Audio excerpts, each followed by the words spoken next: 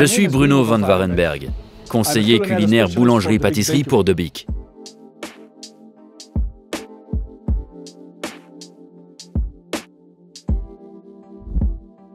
Cette création s'intitule Célébration par Leonardo Di Carlo. Leonardo Di Carlo est un chef pâtissier reconnu du nord de l'Italie. Il est également ambassadeur De Bic en Italie. Pour les 100 ans de De Bic, il a créé ce gâteau Célébration. Cette création est très spéciale, car elle regroupe beaucoup de nouvelles techniques. Et c'est ce que nous allons partager avec vous. Nous allons commencer avec le crémeux à la mangue. Pour le crémeux mangue, nous allons utiliser la crème tenue et foisonnement 35% De Bic, de la purée de mangue et du sucre inverti. On va fouetter le tout à vitesse moyenne. Je vais faire de jolies décorations à la poche dans ces cercles et ensuite nous allons les congeler. C'est une crème de mangue très douce. Ne fouettez pas trop la crème. Il faut qu'elle reste veloutée. Il est facile de faire ce genre de décoration dans le cercle.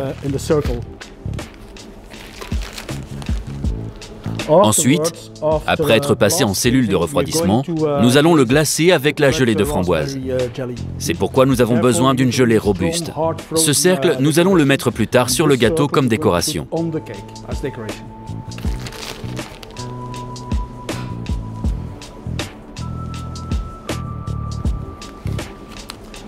Pour les crémeux de thé Earl Grey, nous avons besoin de thé, bien sûr, de mascarpone, de sucre glace, de farine de riz et de gélatine.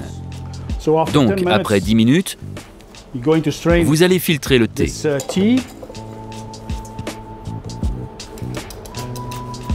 Il nous en faut 400 ml. Parfait. Les 400 g de thé Earl Grey.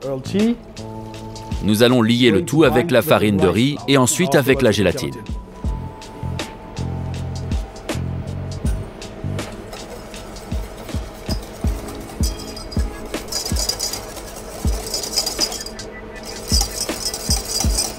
Donc, comme vous le voyez, ça se lie vraiment facilement. Le mélange est lisse et brillant.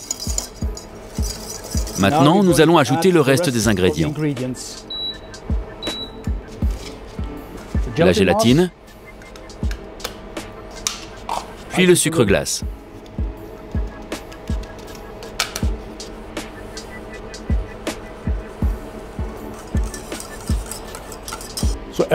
Et voilà, tout est bien mélangé. Il ne me reste plus qu'à ajouter le mascarpone.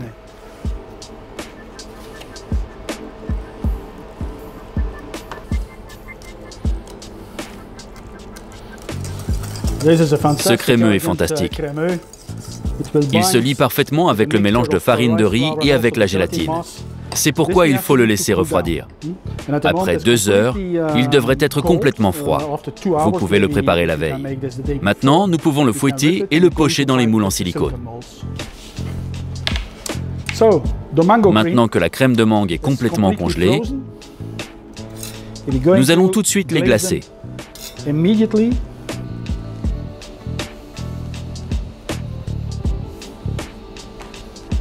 Nous avons préparé tous les composants de notre gâteau. Le crémeux au thé, la génoise. Il nous faut maintenant préparer la mousse de citron et chocolat blanc. D'abord, il faut chauffer le lait avec un peu de zeste.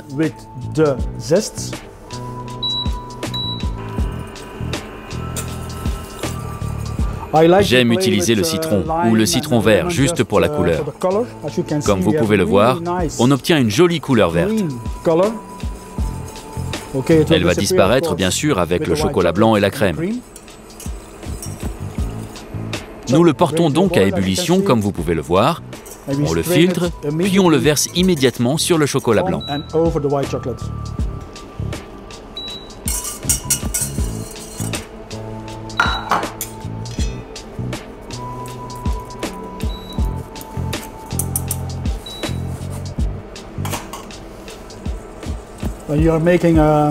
Quand vous faites une recette courte pour 2 entremets, pas besoin d'avoir un mixeur.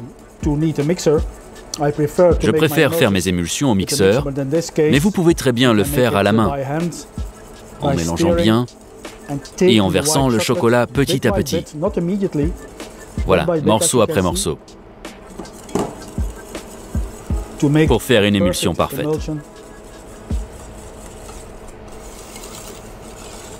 C'est quelque chose que le consommateur ne sentira pas ou ne verra pas.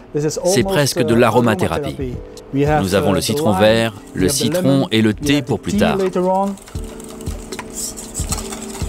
C'est un réel plaisir de préparer ce gâteau célébration. La gélatine fondue. Quand vous atteignez, avec cette texture, les 35 degrés, c'est le parfait moment pour mélanger le tout à la crème fouettée. Nous allons travailler avec la crème tenue et foisonnement 35% de Bic. Onctueuse, avec un bon goût de crème.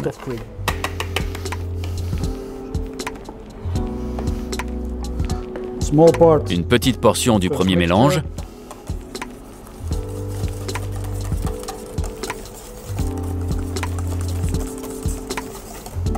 C'est parfait pour mélanger avec le reste de la crème.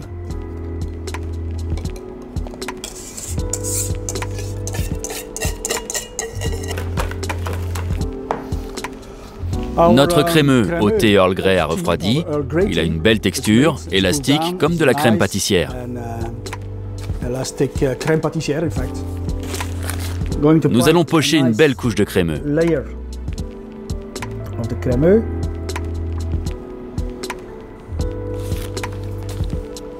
Fermez le tout avec une deuxième couche de génoise ou de biscuits duchesse, peu importe.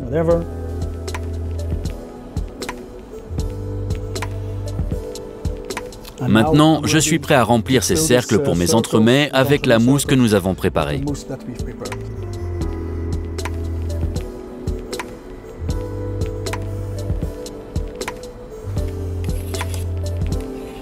Direction la cellule de refroidissement.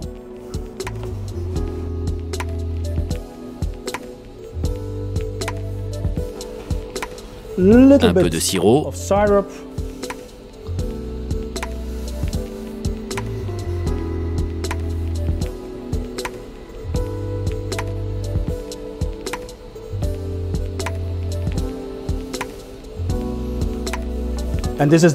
Voilà la mousse mangue avec le glaçage.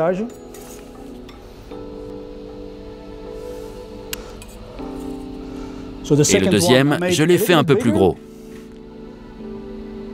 moins régulier. Mais ça donne toujours une belle décoration pour ce gâteau.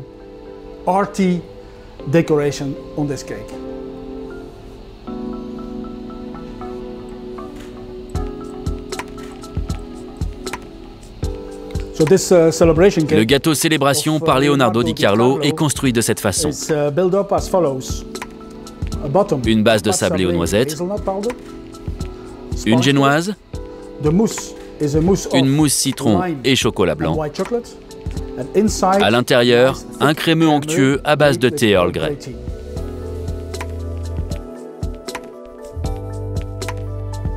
Pour la compote de fruits exotiques, il nous faut une purée. Purée de mangue, de fruits de la passion et d'orange. Nous allons réaliser une sorte de caramel. On va le lier avec de la pectine et de la gélatine. À la fin, nous ajouterons des fruits frais, de l'ananas et de la mangue. Nous commençons par chauffer le sirop de glucose avec le sucre.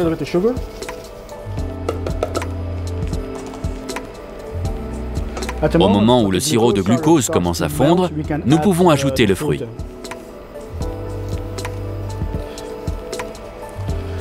On peut ajouter une gousse de vanille dans la purée.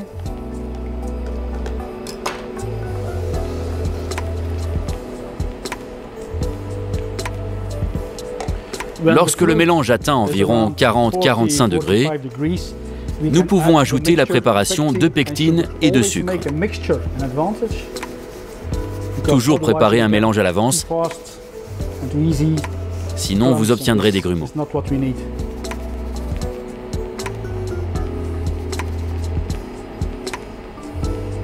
Portez à ébullition pendant environ 1 minute. Ainsi, vous obtiendrez la liaison optimale de la pectine avec le fruit. Je retire la gousse de vanille.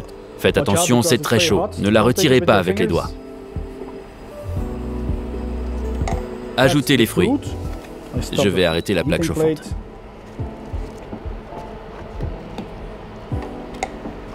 La gélatine et le jus de citron. Voilà, la compote est prête. Maintenant, nous allons portionner les fruits dans ces moules en silicone.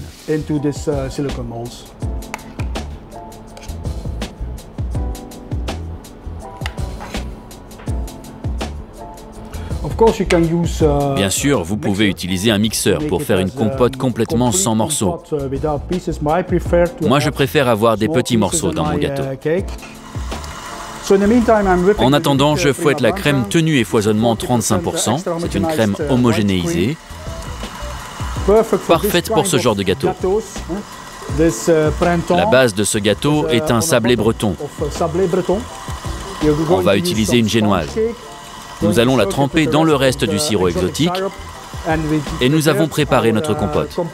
Elle est au congélateur. C'est la couche de fruits. Rien de plus. Sucre, tenue et foisonnement.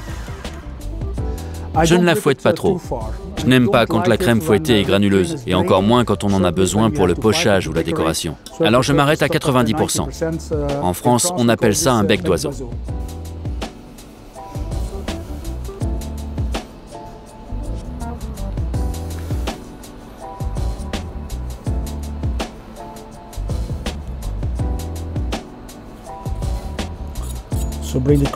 Donc ramenez la crème vers le haut du cercle pour éviter autant que possible les bulles d'air. Notre première couche de biscuit Duchesse.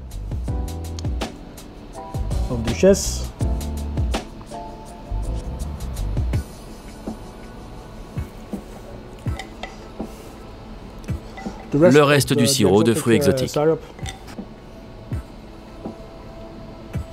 Notre compote de fruits exotiques congelés.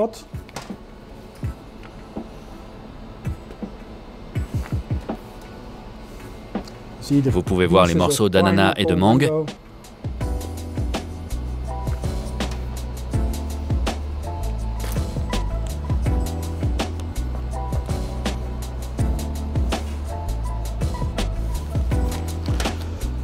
Et notre deuxième couche de génoise.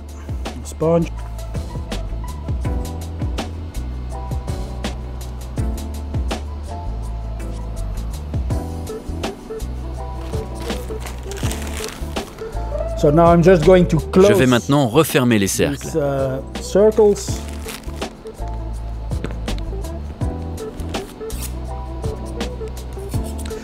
Savez-vous que si vous travaillez avec une crème sucrée comme la tenue et foisonnement de Bic, à forte teneur en matière grasse, que cela fonctionne très bien si vous la mettez au congélateur. Elle est idéale pour cela. Ainsi, vous pouvez faire 90, peut-être 95% de la mise en place de ce genre de gâteau pendant la semaine. De sorte que le samedi et le dimanche, pendant les heures de pointe, vous n'ayez qu'à le décorer avec des fruits et quelques gouttes pochées.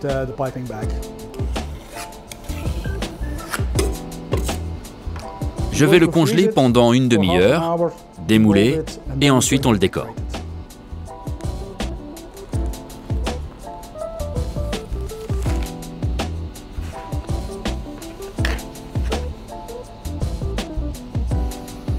L'autre possibilité, c'est un autre type de décoration.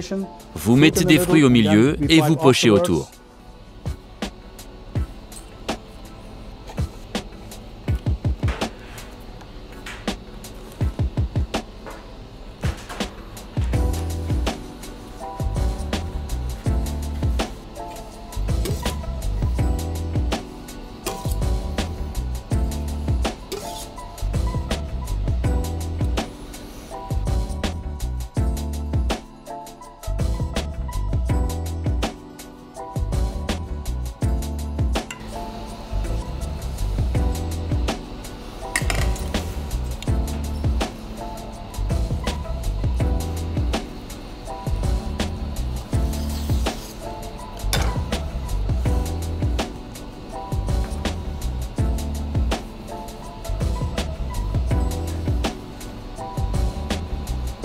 Et voilà notre printemps. Une génoise, une duchesse, un sablé breton, une belle compote de fruits ananas et mangue. Vous pouvez les remplacer par autre chose, de la noix de coco ou du fruit de la passion par exemple. Il faut qu'il y ait assez de saveur au centre du gâteau, car il y a beaucoup de crème autour. Notre crème, de l'ananas, de la mangue. Régalez-vous.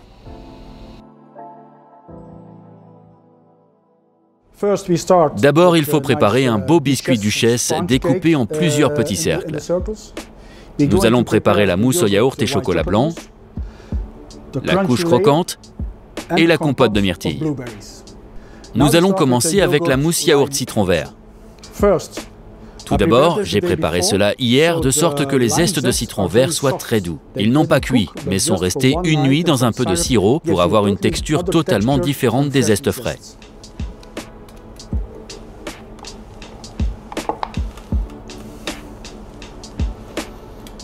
Du yaourt sans matière grasse. La matière grasse n'est pas nécessaire. Je vais préparer une belle mousse légère avec la crème tenue et foisonnement 35% de Bic.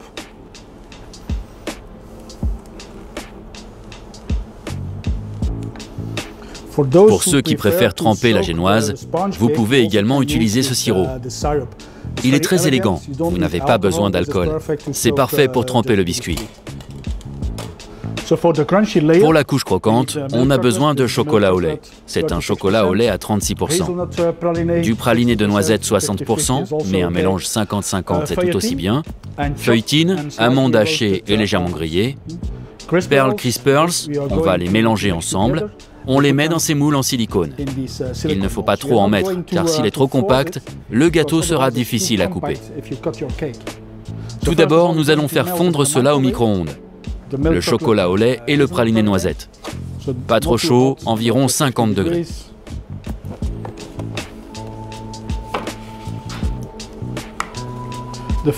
La feuilletine et les amandes hachées.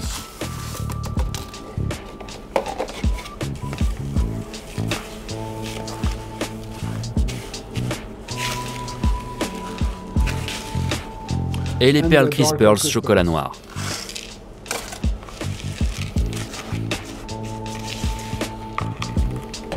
Bien mélangé.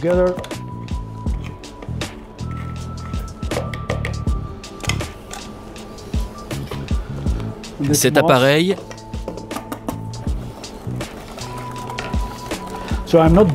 nous allons le mettre dans les moules en silicone. Pareil, je ne vais pas trop en mettre, ce n'est pas nécessaire. Je préfère un fond croustillant, plus simple à la découpe.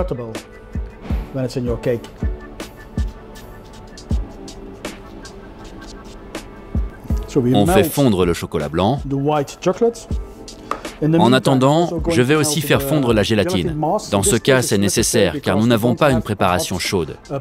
Donc il faut vraiment faire fondre la gélatine au préalable. Nous avons notre chocolat fondu, 40-45 degrés. Notre mélange, yaourt et citron vert. Je vais ajouter la gélatine au yaourt.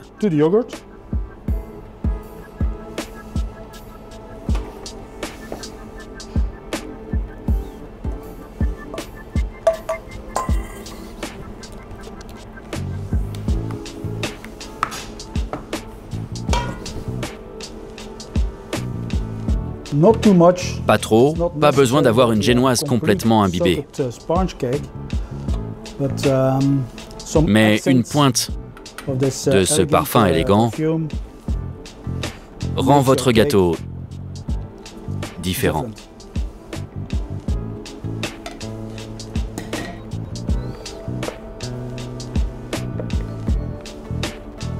J'utilise toujours un tiers de la crème fouettée. Dans ce cas, il s'agit de la crème tenue et foisonnement 35% de Bic. C'est une crème légère et moelleuse.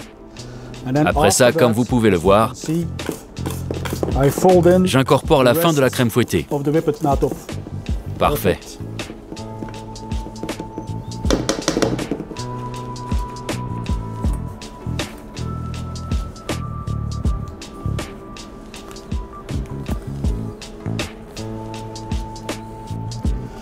La couche croquante.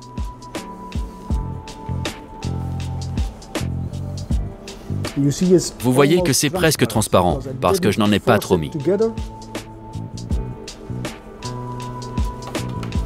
Et voilà la compote de myrtille. C'est congelé. Ce sera notre troisième couche.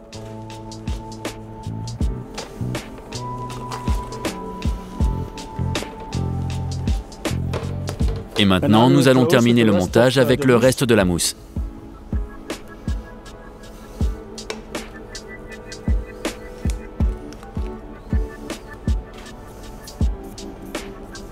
Mettez le tout au congélateur pour que ça durcisse.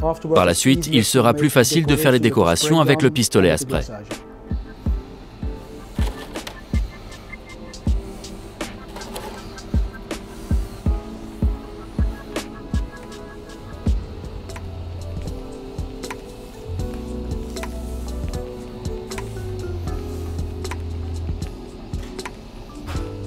Et voilà la Bériolette, créée par Christophe Rosems, chef pâtissier de Whithamer à Bruxelles.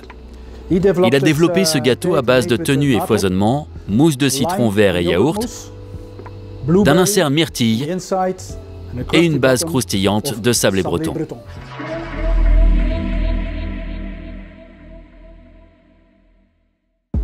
Bienvenue à la masterclass de BIC.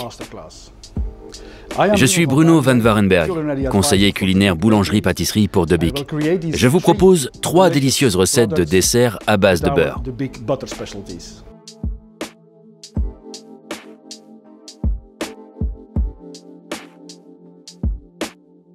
Pour le Saint-Tropez, nous avons besoin d'une pâte à brioche et d'une crème mousseline. Pour la pâte, commençons par mélanger le lait, 2 tiers de la farine, la levure, le sucre et les œufs. Lorsque la pâte devient élastique, vous pouvez ajouter le reste de la farine et le sel. Laissez reposer pendant 20 à 30 minutes à température ambiante. Ensuite, pétrir de nouveau la pâte. Lorsque la pâte s'approche de la consistance attendue, ajoutez le beurre. Une fois le beurre absorbé par la pâte, vous pouvez arrêter le pétrissage et laisser reposer la pâte au réfrigérateur. Nous allons maintenant diviser la pâte en pâtons de 50 à 60 grammes, puis laisser de nouveau reposer le tout au réfrigérateur entre 30 minutes et 1 heure. Formez ensuite des boules avec les pâtons. Il faut déposer les boules dans les cercles prégraissés.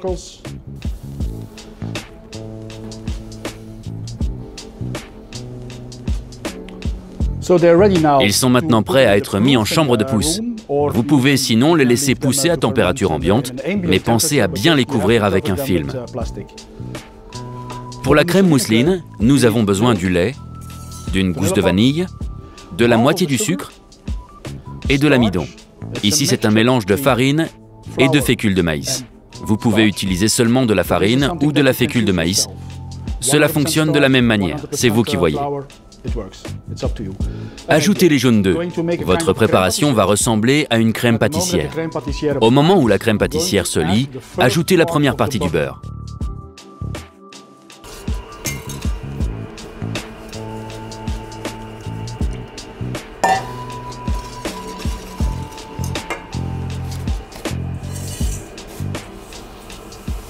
Le reste du sucre, les 2 amidons, la farine, la fécule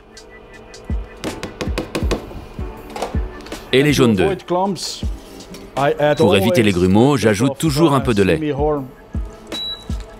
J'ajoute du lait à l'amidon.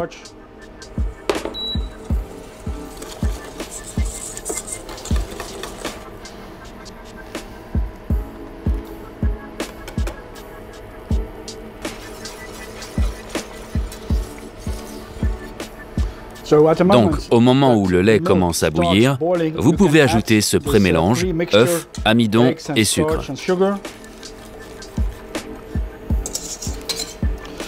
Et porter à ébullition.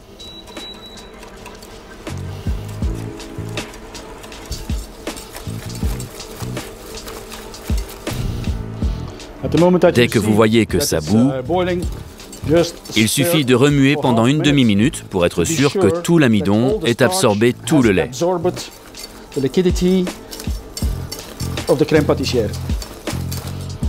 Pour une bonne crème mousseline, il faut ajouter le beurre en 2 temps. Le tiers de la préparation, même si elle est toujours chaude, va directement dans la crème pâtissière.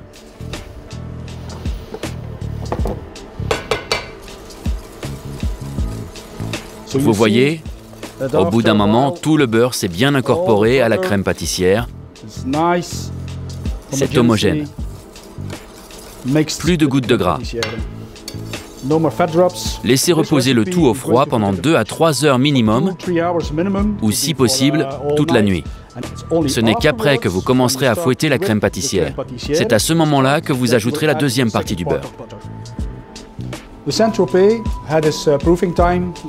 a poussé 1h30 à 25-26 degrés, ici à température ambiante, protégé avec un film, de sorte qu'il ne se dessèche pas. Je vais battre les œufs. Et je vais napper la brioche Saint-Tropez avec les jaunes. Un peu de sucre perlé.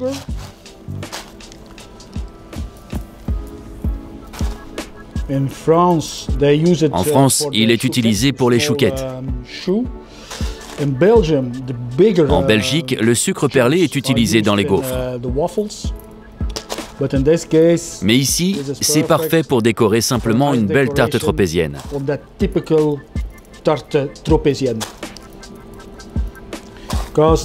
Vu que les brioches cuisent 8 ou 9 minutes dans un four très chaud, le sucre ne va pas brûler.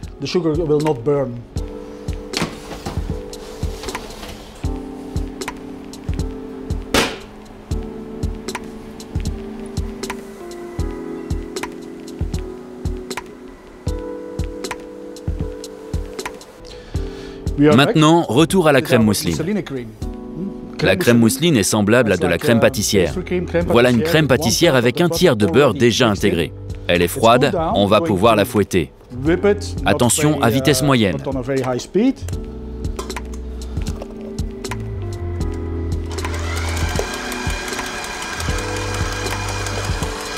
Maintenant, vous pouvez voir que la crème est très souple et à la bonne texture. Ici, la température ambiante est de 22-23 degrés. Nous allons ajouter cette préparation à la crème pâtissière froide.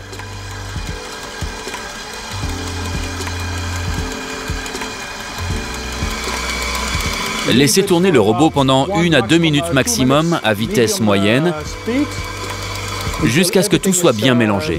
Les préparations sont bien homogènes. La texture est aérienne.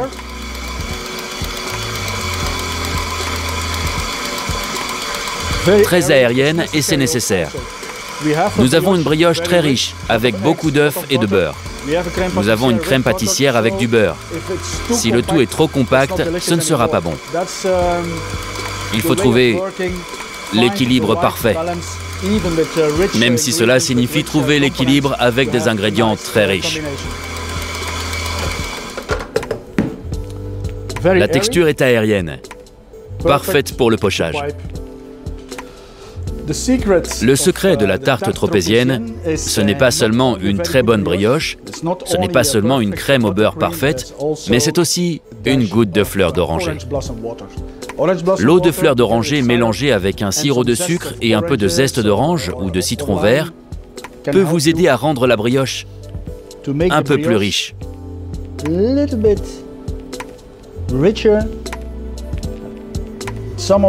Certains de mes confrères intègrent directement la fleur d'oranger dans la pâte de la brioche. Ce n'est pas mal, mais dans ce cas, nous avons une brioche classique. Nous pouvons l'utiliser pour tous les types de pâtes, d'autres applications. Et dans ce cas, n'hésitez pas à ajouter un peu de saveur à votre sirop.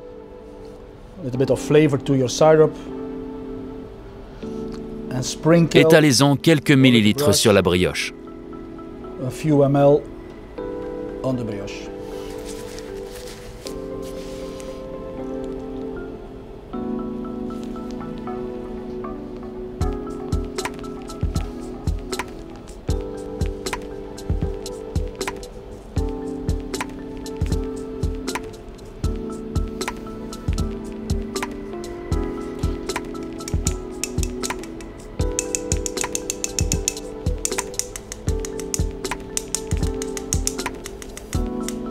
Et voilà mon Saint-Tropez. C'est une version de la tarte tropézienne en portions individuelles. Une belle brioche bien riche, avec du bon beurre et une belle crème au beurre, sans oublier la touche de fleur d'oranger. Bon appétit! La pâte à viennoiserie nous donne beaucoup d'occasions de faire un énorme assortiment de viennoiseries fraîchement cuites au four. La viennoiserie que nous allons réaliser sera décorée avec un crémeux pistache. Je vais ajouter de la crème entière. Ici, il s'agit de notre crème tenue et foisonnement, avec 35% de matière grasse. Cela va ajouter de l'onctuosité à votre crémeux. La moitié du sucre, le reste du lait, et on mixe avec les jaunes d'œufs.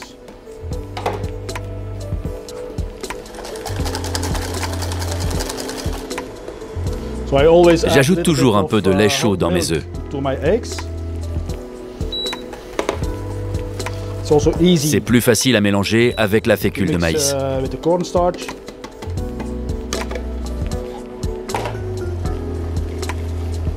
C'est juste pour éviter les grumeaux.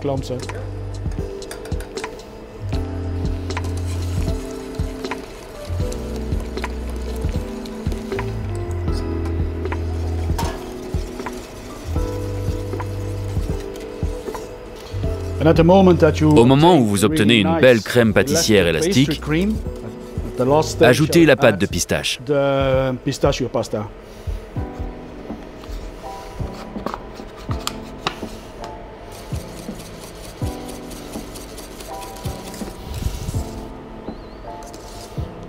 Nous allons laisser refroidir le tout pendant une demi-heure.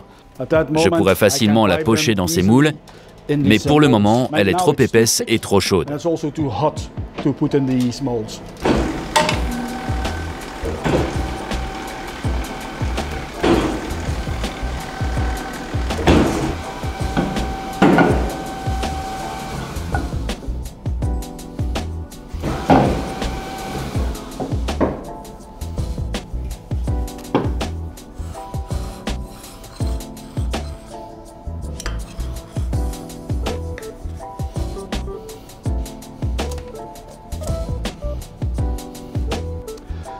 Pendant ce temps, le crémeux pistache a eu le temps de refroidir. Voilà, la texture est parfaite. Je vais le passer au mixeur, juste pour le rendre lisse, afin que je puisse le pocher facilement dans les moules en silicone.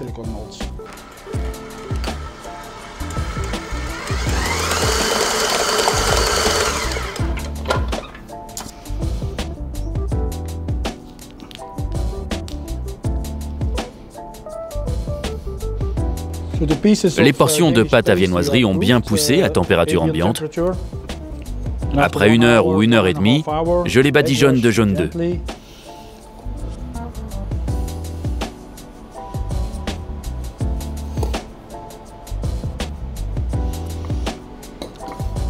Et la préparation de crémeux pistache.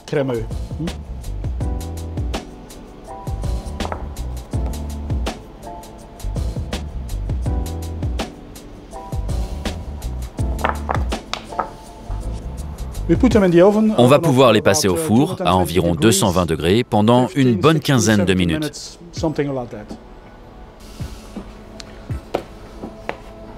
Notre viennoiserie est bien cuite avec le crémeux de pistache. Comme vous pouvez le voir, ça n'a pas surcuit. C'est une bonne recette. Vous pouvez vous amuser avec d'autres saveurs, comme la noisette par exemple, ou la poudre de framboise. Vous ajoutez ça à votre crémeux, puis vous le congelez. Utilisez ces préparations de crémeux comme une façon de décorer votre viennoiserie.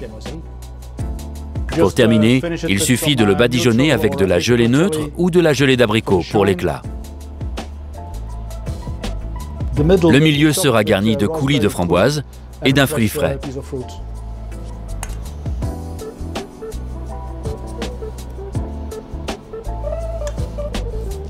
La pâtisserie à viennoiserie, une recette classique de croissant. 2 fois 4 couches, donc 2 doubles tours au laminoir. Le crémeux pistache, marmelade de framboise et une framboise fraîche. Régalez-vous!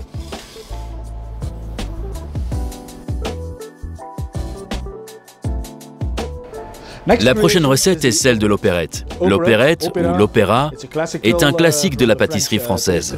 Il est fait avec une élégante crème au beurre, réalisée à partir de sucre porté à ébullition et de beurre. Nous allons utiliser beaucoup de café et de cognac. La pâtisserie sera super premium. Tout d'abord, nous commençons par faire bouillir le sucre avec l'eau. Vous pouvez également ajouter une demi-gousse de vanille. Les œufs et jaune d'œuf sont déjà dans le mixeur. On laisse tourner le mixeur un moment. Pas la peine de fouetter jusqu'à obtention d'une mousse. Je vois beaucoup de chefs qui fouettent le sucre quand il est à 150 degrés. Cela n'a pas beaucoup de sens. Vous mettez une telle masse de sucre dans vos œufs qu'ils vont s'effondrer. Ce n'est pas un problème. C'est le mélange de sucre bouilli et de jaune d'œuf que nous allons fouetter jusqu'à obtention d'une mousse agréable et moelleuse. C'est à ce moment-là, quand la mousse a refroidi, que nous allons ajouter le beurre. Au moment où l'eau sucrée commence à bouillir, arrêtez le feu tout en remuant et sortez la vanille. Pour que cela soit parfait, vous pouvez laver l'intérieur de la casserole. C'est seulement pour éviter la cristallisation du sucre.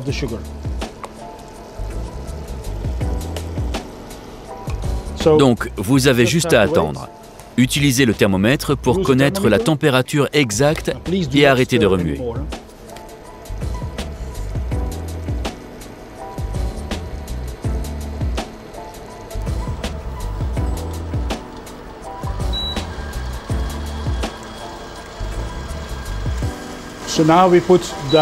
Ensuite, nous allons verser ce sucre chauffé à 121 degrés dans les œufs et le jaune d'œuf. Maintenant, il faut remuer jusqu'à ce qu'il ait refroidi. Quand le mélange atteint les 30-35 degrés, c'est le moment d'ajouter le beurre. Utilisez la vitesse moyenne, c'est suffisant. Pas la peine de fouetter jusqu'à l'obtention d'une mousse. Laissez tourner le robot et passez à autre chose. Pendant ce temps, nous allons préparer le moule pour l'opérette. Ainsi, après quelques minutes, la pâte à bombe, le mélange est refroidi à environ 25, maximum 30 degrés. Là, il faut ajouter le beurre à température ambiante.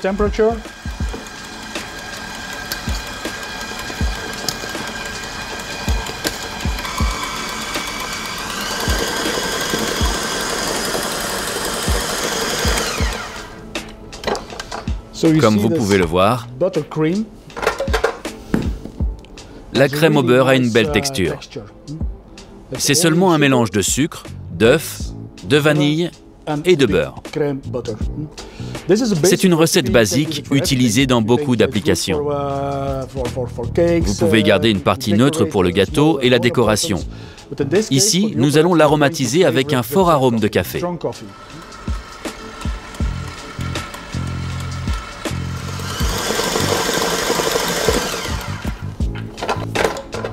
C'est notre crème au beurre, la crème au beurre de café, que nous allons utiliser pour la superposition dans l'opérette. Maintenant, nous allons réaliser la deuxième couche, la ganache. Pour la ganache, j'utilise du chocolat noir, à peu près 60%. Il ne faut pas que ce soit trop amer, car on retrouve déjà l'arôme du café dans la crème. Donc 60, voire 64%, c'est parfait. Pour cette recette, on ne va pas travailler avec de la crème, mais plutôt du lait. Pourquoi? C'est parce que nous allons rajouter par la suite un bon beurre frais. C'est parfait pour réaliser une ganache onctueuse. Ce n'est pas pour une garniture, pour des chocolats, mais pour un gâteau. Il faut vraiment une certaine densité dans la texture, que ce soit pour la découpe ou la dégustation. Donc, pour la dégustation, il vaut mieux privilégier ce type de ganache. On commence donc par réchauffer le lait. Pas la peine de le cuire. Quand il sera assez chaud, environ 70 degrés, vous pourrez le verser sur le chocolat, puis mélanger le tout. Laissez refroidir jusqu'à 30, maximum 35 degrés. Ensuite, ajoutez le beurre. Réalisez une belle émulsion et notre ganache est prête. Pour l'assemblage, on va utiliser un cadre. Ça peut être un 60 par 40, mais ici j'ai choisi un plus petit. Du coup, nous devons faire 4 couches de génoise aux amandes. La recette est trouvable dans tous les livres de recettes. On va la tremper et la laisser s'imprégner de sirop de café corsé. Comme vous pouvez le voir, j'utilise un peu de crème liquide dans mon sirop. Ce n'est pas seulement pour le goût, mais ça va aussi permettre au sirop de rester plus longtemps dans la génoise. Ça fait la différence. En fait, la matière grasse de la crème va empêcher le reste du sirop de se déposer au fond. Vous pouvez utiliser la même astuce pour les tiramisu. Pour faire ce genre de mélange, ajoutez 5% de crème liquide à votre sirop ou à votre liqueur. J'utilise du café pur et un peu de cognac. Je vais tremper ces couches de biscuits. Et je vais pocher ma première couche de crème au beurre café sur la génoise. Et ensuite, j'étale la ganache.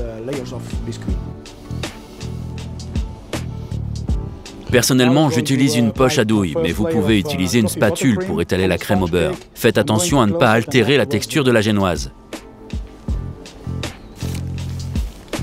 Le pochage est plus élégant. Si vous voulez, vous pouvez ajouter du café moulu supplémentaire ou de la meringue. Ça apportera une certaine structure. Ici, on va rester sur le montage classique. Première couche. Deuxième couche. J'ai préparé la ganache avec le lait et le chocolat noir. Elle est refroidie à 35 degrés, maximum 40. Je vais réaliser une émulsion en ajoutant du beurre.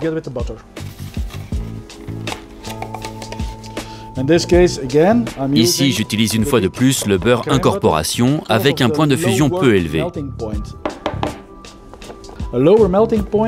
Un beurre avec un point de fusion plus bas, c'est une belle texture fondante en bouche. C'est ce qu'on veut pour la ganache.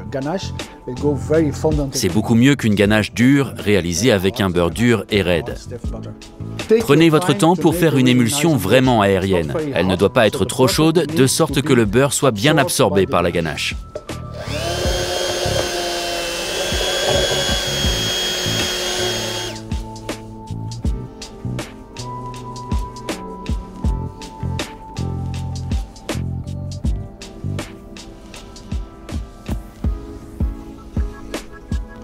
Couche suivante. Bien sûr, le fameux cocktail au café. Il suffit de le déposer. Sirop, café, un peu de crème et pour ceux qui l'aiment, un peu de cognac. Une deuxième couche de crème au beurre. Et enfin, la dernière couche.